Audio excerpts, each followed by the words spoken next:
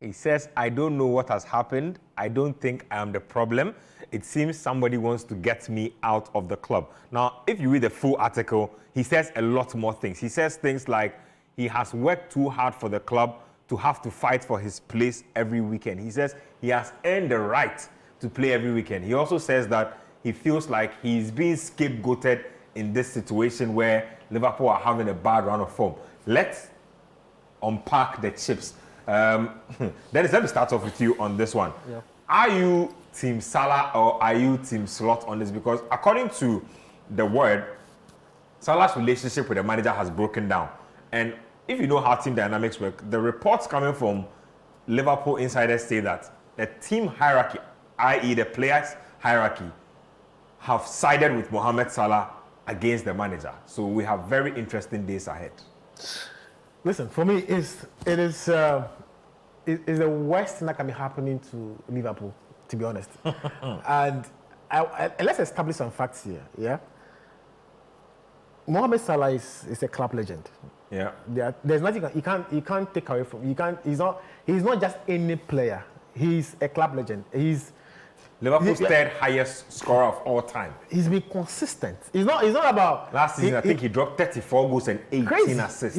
His numbers have been crazy. Yeah. And that is who we are talking about. Actually carried them to the title last I mentioned season. that because it's very important when you're analyzing this issue to know the kind of player you are talking about, the kind of power they carry. And then there's slots. There are issues. And there's one more striking fact that Mohamed Salah is not the reason why Liverpool is struggling. He's not solely the reason why Liverpool is struggling. The team is underperforming. Yes. It's also a fact that Salah himself is not delivering those high standards. Those are three facts. Then let me go to the interview. When I saw the interview yesterday, I was shocked. I saw it. I was like, what? He never talks like this. Yes, because I was like, what is happening here? Yeah. Because when I checked it, I want to see the source. When I first, I was like, what is happening here? Mixed zone interview. Yes. And it's a Norwegian journalist. It's a very emotional interview. He came there to grant the interview because he was. I think he went there to grant that interview. Passing in the mixed zone and then stop to talk. Very emotional. So if you ask me, let me just say it this way: it was wrong. I think that interview he shouldn't have granted it because one, irrespective of whatever is going on, I personally don't support slots because see, slot is making it look like Salah is the reason why Liverpool is not performing well. Yeah. He's part of the team. Yes, he will take some of the blame. Yeah. But there are other players in this Liverpool team that are underperforming. Even the manager is not performing. He, the coach, is we just saw Konate. We saw Van Dijk. Basic defensive rules, errors. There are a lot of them who are underperforming. The team has a lot of, even the coach himself. Because tactically, if you have a team that is conceding from set pieces, in one of the worst teams to be considered for, that means that there's a major and there's a big problem. But to try to scapegoat one player, not even just one player, you are scapegoating a legend. Yeah. In fact, the club's best player, literally. Yes. So Salah says this is the first time in his career he has been benched 3 games running. It's crazy. It has never happened before in his career. And you see, I feel probably something might have happened back door before the match happened. Because I don't see why. And let me just zero down on the Leeds game. That an entire 90 minutes game, you don't see Salah even coming from the bench to come and play. Tells you that the issues. There's something big going on. There's something bigger going on in that dressing room. So, listen, we have to accept certain things that I disagree with Salah for granting the interview because in every situation there's no player that is bigger than the club. That is a fact. That when you put yourself out there, he sounded a bit selfish. Yeah. He has to understand that he has to have some self-awareness that yes, you're not delivering at the best. Okay? As much as he has to take responsibility for that, he's also not the sole reason why Liverpool is not playing, he's not performing. So that's why I come to Slot as well. Because he has to carry some of the blame. Salah says that 2 things. He says that he's going to go to the AFCON and come back, but he's leaving the door open to a move in January. He says that if his agent can find him a viable move, he's gone because he feels that somebody at the club does not want him there. Coach, let me take your thoughts on this. Arne Slot is not a smart coach. I have said this and I'll repeat this. How so? I have never seen a struggling team go through repairs without its best player. Yeah. I've never seen that before. What at all is Salah's problem in this team? The way he's playing is the same way he played last season. But last season, he had players around him, players he had played with for years. So the chemistry was there. Yep.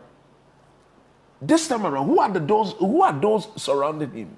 Florent Verts, Isaac, Ekitike, Gakpo. Gakpo is the constant. He's the These constant. are not players. Mohamed He's the only Salah one who has not been has rotated played in that with. front line. Not to catch coach here, but I was just mentioning the point that I think Salah's issue is that when he sits down privately, he sits and he asks himself, and he watches Gakpo, he watches Konate, he watches all these people. He's watching Gakpo play every game. He's watching them underperform Gakpo plays consistently, 90 minutes and every they game. are consistently being You played. see, so the problem here is that the manager is not being fair.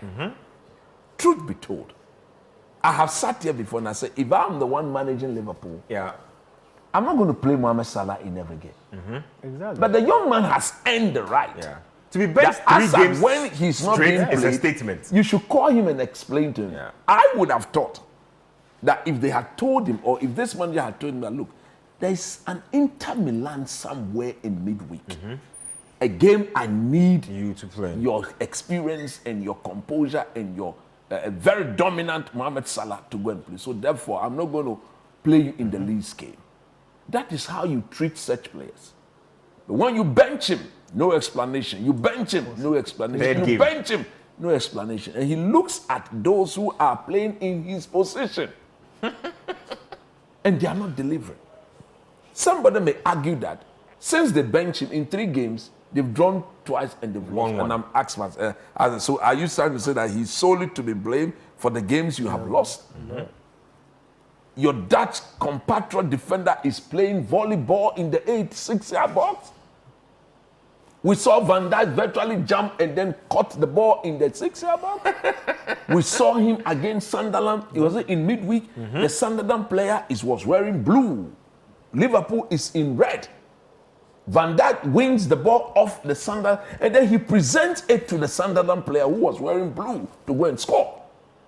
The next moment, he has the captain's band on his arm, and then he's playing. The fact of the matter is, the manager is refusing to select the players to solve the problem of the team.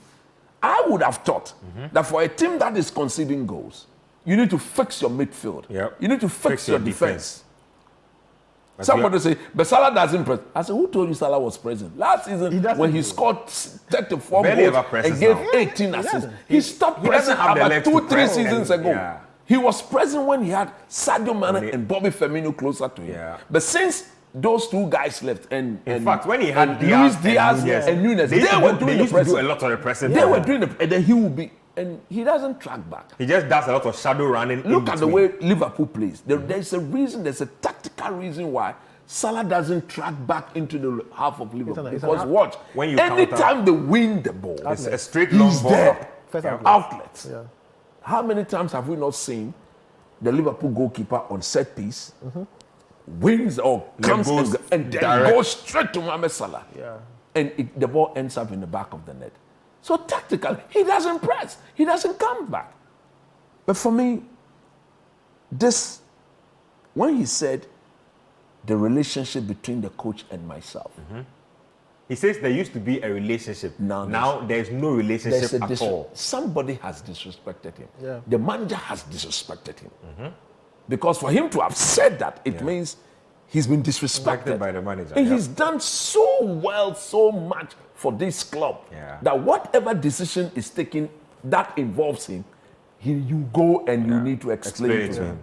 It's like Messi at Barcelona. That's the level. Messi at the Argentina national team. Ronaldo at Portugal, Real Madrid, yeah. Ronaldo at Portugal, even Alex Ferguson, Ronaldo at Man United. Fergie will explain to him But he has ended. what certain decisions are taken. Even Martin Odegaard is being shielded by Mikel Arteta.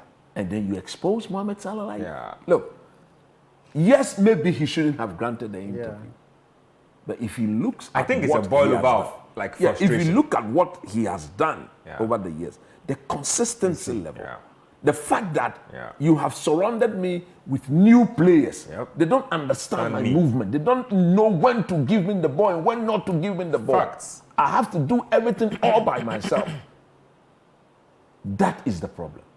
For me, I want the marriage to end, and they will see.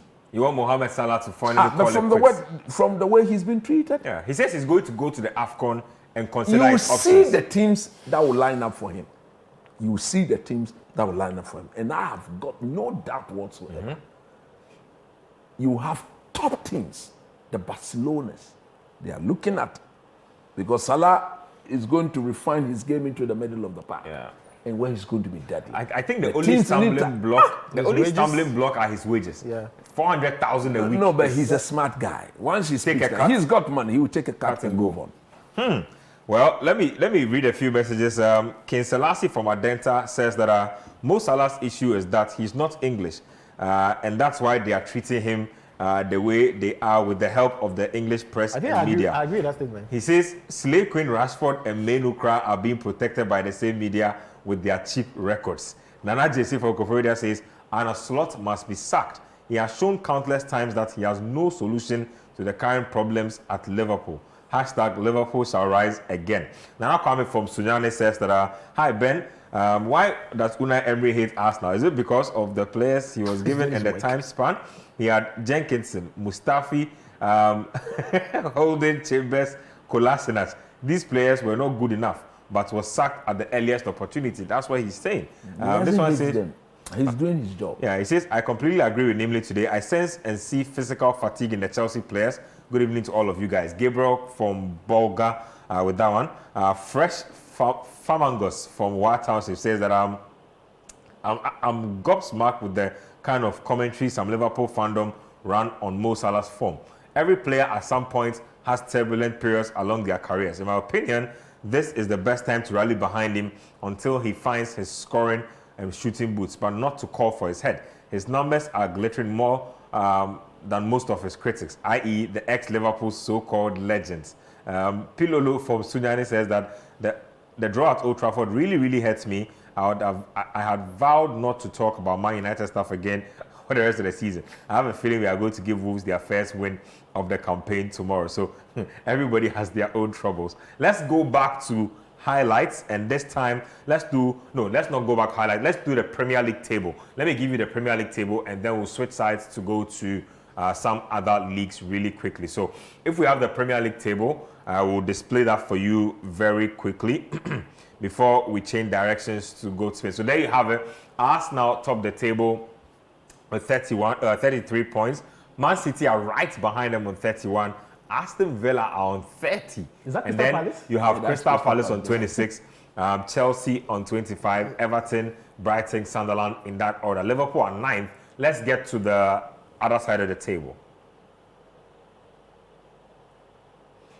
Yes, so we have the other side of the table. There you have Newcastle United, Bournemouth, Brentford, Fulham, Leeds, Forest, and then you have the danger zone there. West Ham, Burnley, and then Wolverhampton Wanderers. It's a dark place for Wolves. 2 points.